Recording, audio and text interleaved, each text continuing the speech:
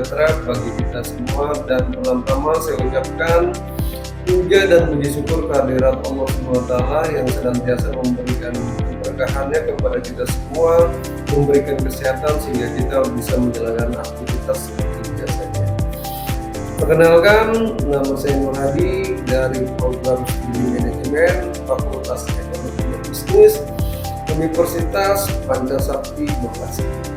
Dan saya ucapkan terima kasih banyak kepada dosen pengampu saya, Prof. Dr. Ir. Sugeng Prayatno, SH, SE, MM, yang telah memberikan kesempatan saya kali ini untuk mempresentasikan hasil dari presentasi saya. Presentasi saya kali ini dengan berjudul yaitu adalah kepemimpinan atau leadership. Dengan menyebut nama Allah yang Maha Esa, Bismillahirrahmanirrahim. Baiklah, kita mulai presentasi saya kali ini. Kepemimpinan dan pengertiannya. Pemimpinan adalah kunci keberhasilan organisasi dalam mencapai tujuan secara efektif dan berkelanjutan melalui orang, proses, dan nilai bersama. Di sini ada pendapat para ahli. Menurut Swartzberg 1995, kepemimpinan adalah suatu proses yang mempengaruhi aktivitas suatu kelompok yang terorganisasi dalam usahanya mencapai penetapan dan pencapaian tujuan.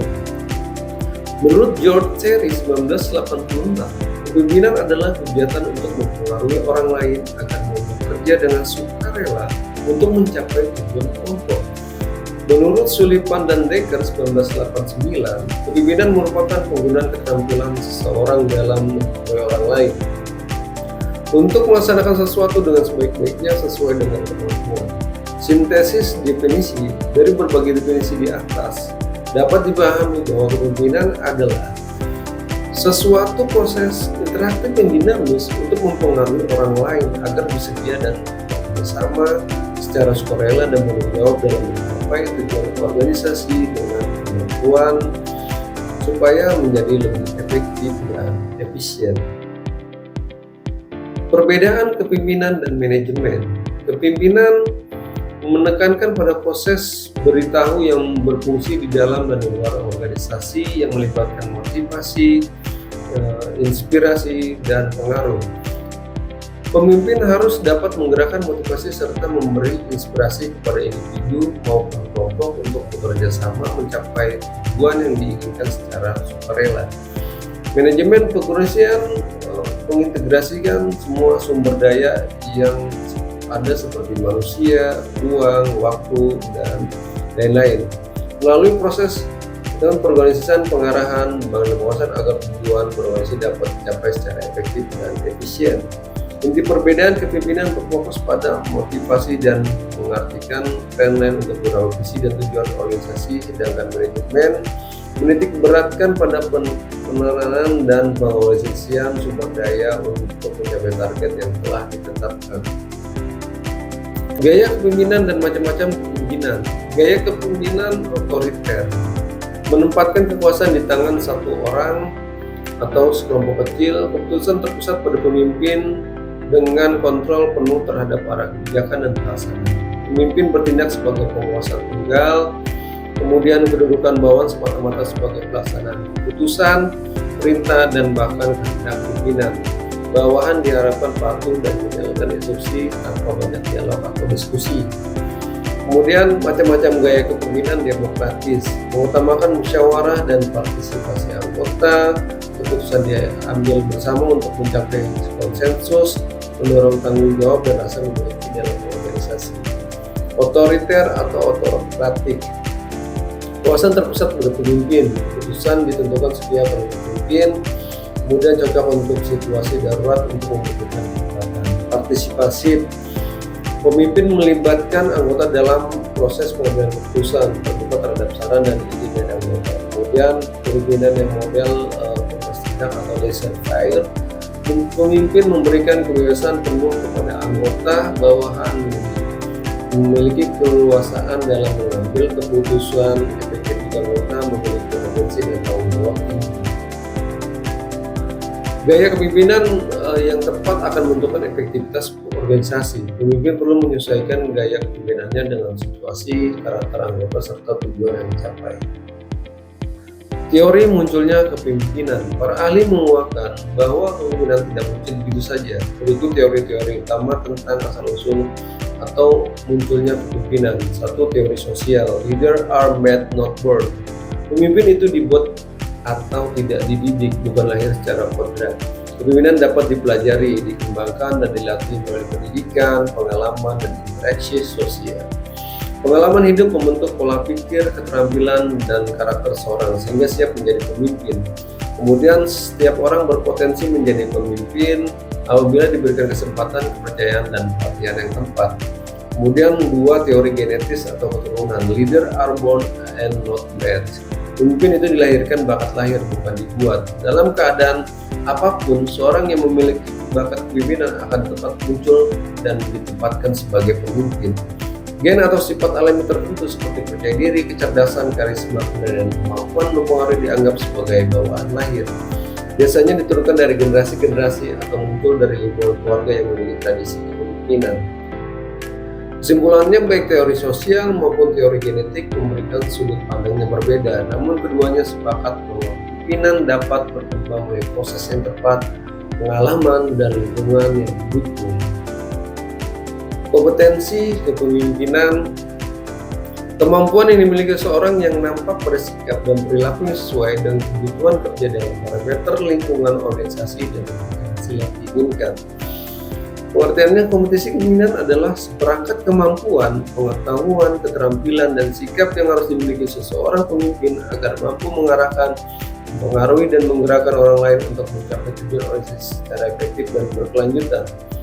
Fungsi kompetensi kepemimpinan mengarahkan, mempengaruhi, menggerakkan, meningkatkan kinerja supaya mendorong terciptanya kinerja tinggi dan memulai kerja yang produktif serta inovatif, kemudian adaptif dan berkelanjutan, mampu beradaptasi dengan perubahan lingkungan, organisasi, dan memastikan keberlanjutan hasil. Dimensi kompetensi kepemimpinan: pengetahuan atau knowledge, pemahaman tentang organisasi, bisnis, dan lingkungan kerja. Keterampilan atau skill, sikap attitude, sikap positif, integritas, tanggung jawab, dan orientasi pada hasil. Perilaku atau behavior, tindakan nyata yang konsisten dalam berinteraksi dan memimpin orang lain. Sifat dasar kepemimpinan yaitu pertama adalah motivasi tinggi, memiliki dorongan yang kuat, kepercayaan diri, empati, dia mampu memahami dan peduli terhadap perasaan serta kebutuhan orang lain, kemudian komitmen, memiliki loyalitas dan dedikasi tinggi, kesadaran diri, menyadari kekuatan atau kelemahan diri untuk terus berkembang, kemudian integritas, bertindak jujur, adil, dan konsisten sesuai nilai dan etika. Kemampuan mengambil keputusan, mampu menganalisis situasi, dan memilih tindakan terbaik secara tepat waktu. Kesimpulannya dari sini adalah kompetensi kepemimpinan merupakan kunci keberhasilan dalam mengelola manusia dan organisasi. Seorang pemimpin yang kompeten akan mampu menciptakan lingkungan kerja yang produktif, adaptif, dan berorientasi pada hasil untuk mencapai visi dan misi bersama. Pendapat para ahli tentang kepemimpinan. Para ahli memberikan berbagai pandangan mengenai kepemimpinan yang dapat menjadi dasar pemahaman dan pengembangan kemampuan kepemimpinan efektif dan berkelanjutan. Teori sosial, leaders are made and not born. Pemimpin itu dibuat atau bukan lahir secara kodrat. Setiap orang dapat menjadi pemimpin melalui pendidikan, pengalaman, dan edukasi sosial yang tepat. Kompetensi kepemimpinan dan yang dapat dipelajari dan dilatih secara berkelanjutan. Kemudian ada teori genetis dan teori ekologis. Teori genetis memang dilahirkan dari gen-gen keturunan yang melahirkan pemimpin. Kalau teori ekologis, secara seorang akan berhasil menjadi pemimpin yang baik apabila ia telah memiliki bakat kepemimpinan. Bakat tersebut kemudian dikembangkan melalui pendidikan yang teratur dan pengalaman yang dibutuhkan untuk dikembangkan lebih lanjut. 5 dimensi kepercayaan Barwes 1996, integritas, kompetensi, konsistensi, loyalitas, dan keterbukaan. Kemudian Coase and Posner 1995, pemimpin yang menantang proses, memberikan inspirasi wawasan bersama, memungkinkan orang lain dapat berpartisipasi, memotivasi, dan menjadi bentuk jalan dan lain. 10 keterampilan untuk menjadi pemimpin sukses, tentukan visi Anda. Jelaskan visi Anda, kenali gaya kepemimpinan Anda, bedakan kepemimpinan dengan manajemen, pelajari dan taati peraturan, jaga kepercayaan kolega Anda, kemudian pahami aturan kekuasaan, bertingkah dan bertindaklah seperti seorang pemimpin. Kaderisasi kepemimpinan dan jaga keseimbangan hidup Anda. Jadi kesimpulan di sini adalah kepemimpinan bukan hanya soal posisi, akan tetapi bagaimana seseorang mempengaruhi, menginspirasi, dan memberdayakan orang lain untuk mencapai tujuan bersama. Tingkatan manajemen atau manajemen level. Dalam suatu organisasi, manajemen disusun secara bersenjang sesuai dengan wewenang, tanggung jawab, dan ruang untuk pengambilan keputusan. Satu, manajemen puncak atau top manager terdiri dari kelompok yang relatif kecil bertanggung jawab atas manajemen keseluruhan organisasi, menetapkan visi, misi, strategi, dan kebijakan jangka panjang. Contoh direktur utama, presiden, direktur, dan CEO.